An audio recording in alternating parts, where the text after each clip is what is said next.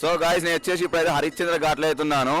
ఇప్పుడు నా boat ride complete చేసుకొని 84 ఘాట్స్ ఇంకా గంగా హారతి, మణికర్ణిక ఘాట్, హరిశ్చంద్ర ఘాట్ అయితే బోట్ నుంచి చూసాను. ఇప్పుడైతే మనం ప్రజెంట్ హరిశ్చంద్ర ఘాట్లో అయితే ఉన్నాము. ఇప్పుడు హరిశ్చంద్ర ఘాట్కి పేరు ఎలా వచ్చిందో మనం తెలుసుకుందాం.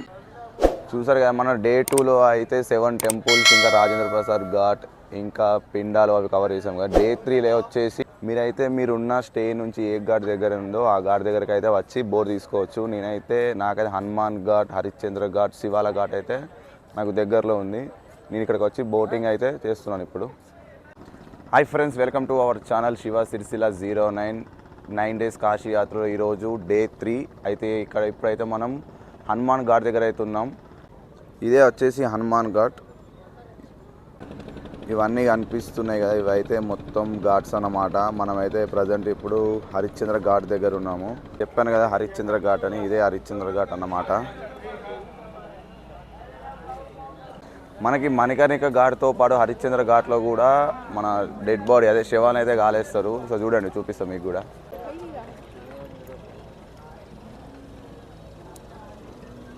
చూడండి, హరిశ్చంద్ర ఘాట్లో కూడా శవాలు అయితే కాలేస్తారన్నమాట.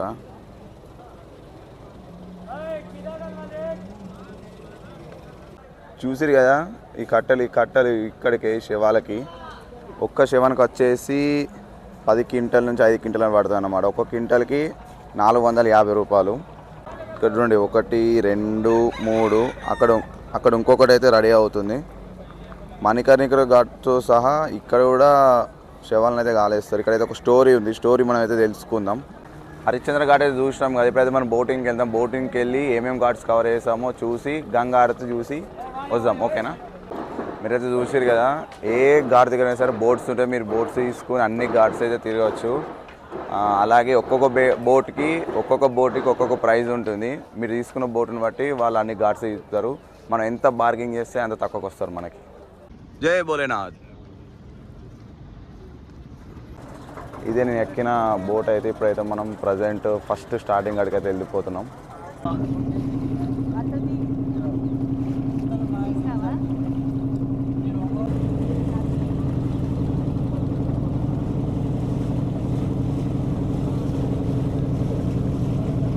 రన్నింగ్ ఉంటుంది ఎప్పుడు మనకి దంపతి అంత వేసుకోపించాలి.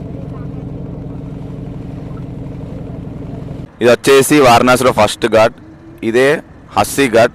ఈ ఘాట్ స్పెషల్ ఏంటంటే మనకి మార్నింగ్ సన్ రైజ్ అవుతుంది కదా, అప్పుడు సూర్య భగవానికి హారతి ఇస్తారన్నమాట. మళ్ళీ ఈ ఘాట్ స్పెషల్ ఏంటంటే మళ్ళీ ఈవినింగ్ హారతి ఇస్తారు. ఆ హారతి ఇచ్చేది నక్షత్ర హారతి అన్న. మళ్ళీ ఈవినింగ్ నక్షత్ర హారతి ఇస్తారు ఇక్కడ హస్సీ ఘాట్లో.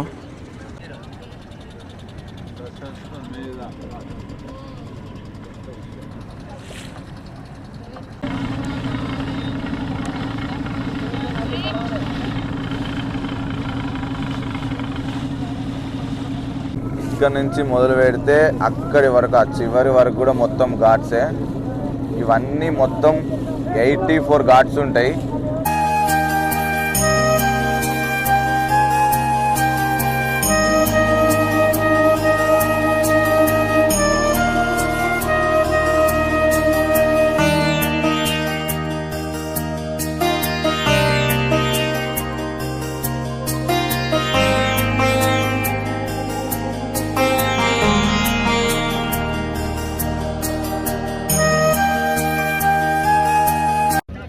ఇది వచ్చేసి మణికర్ణిక ఘాట్. మనమైతే దగ్గరికి వెళ్ళేసి చూద్దాం. ఇప్పుడు మనం బోట్లో ఉన్నాము కాబట్టి అంత క్లియర్ ఏం లేదు.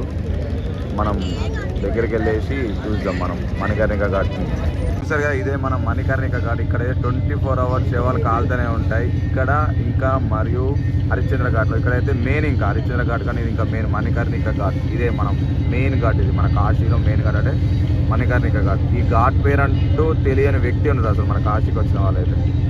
ఇదే అన్నమాట గంగాహారతి, దశాశ్వమేధ ఘాట్. ఇదే మన గంగాహారతి ఇచ్చేది దశాశ్వమేధ ఘాట్. ఇక్కడే ఇచ్చేది మనకు గంగాహారతి. చూద్దాం గంగాహారతి కూడా.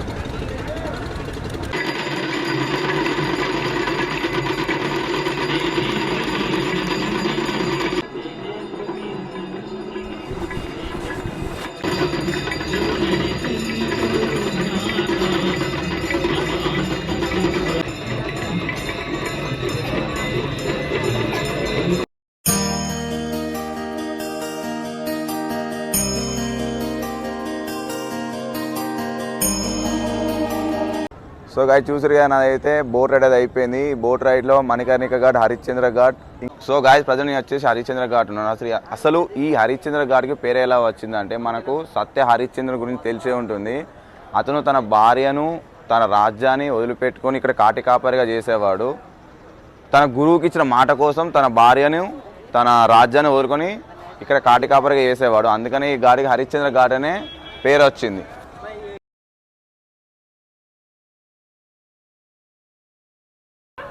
హరిశ్చంద్ర ఘాట్లో కానీ మణికర్ణిక ఘాట్లో కానీ 24 గంటలు 365 డేస్ శవాలు వస్తూనే ఉంటాయి, దహనాలు అవుతూనే ఉంటాయి.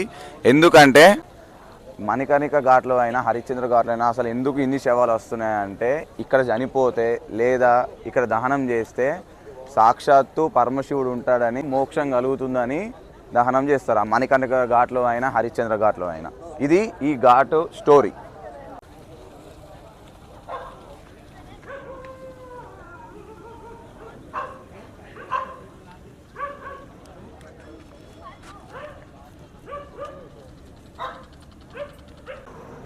ఈ హరిశ్చంద్ర ఘాట్లో అయినా మణికర్ణిక ఘాట్లో అయినా ఒక 10 నిమిషాలు కూర్చుంటే అసలు మన జీవితం అనేటిదో మనకే తెలుస్తుంది. మన ఊర్లో అయితే మనం అసలు శవం దగ్గర కూడా పోము. ఇక్కడ చూడండి ప్రేక్షకులాగా ఎలా చూస్తున్నారు. ఇది జీవితం అంటే. ఒక 10 నిమిషాలు వచ్చి మనం ఇక్కడ కూర్చుంటే మణికర్ణిక ఘాట్ అయినా ఈ హరిశ్చంద్ర ఘాట్ అయినా అసలు మనకు మన జీవితంలో ఏందో అప్పుడే అర్థమవుతుంది అసలు మనకు. సో గాయ్ చూసిరు కదా మన హరిశ్చంద్ర ఘాట్ గురించి, మణికర్ణిక ఘాట్ గురించి, ఇంకా బోటింగ్, ఇంకా గంగా హారతి తెలుసుకుందామని మనం డే 4లో కలుద్దాం.